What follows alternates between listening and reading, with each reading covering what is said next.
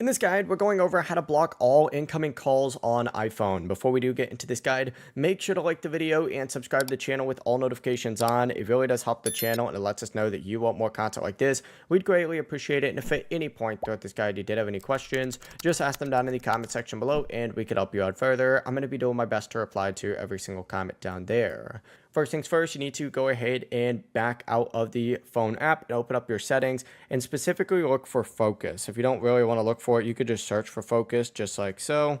But open up focus, it's going to look something like this for you, and you need to tap that plus icon up in the top right and you need to choose custom on here. So select custom right here. It's going to ask you to put a name in. I recommend putting this on like block all calls just like so. Let's actually make it look nicer, right? Maybe we'll put this as like red.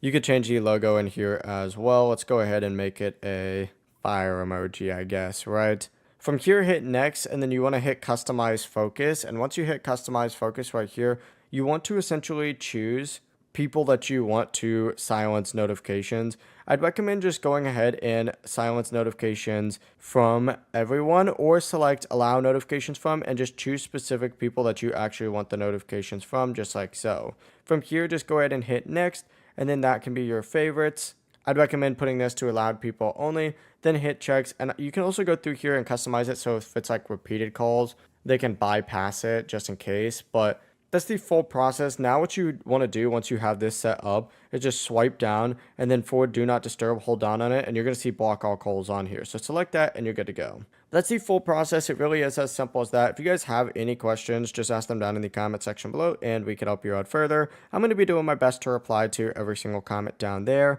Before you do leave this guide, make sure to like the video and subscribe to the channel with all notifications on. It really does help us out and it lets us know that you want more content. Have a great rest of your day though. Peace.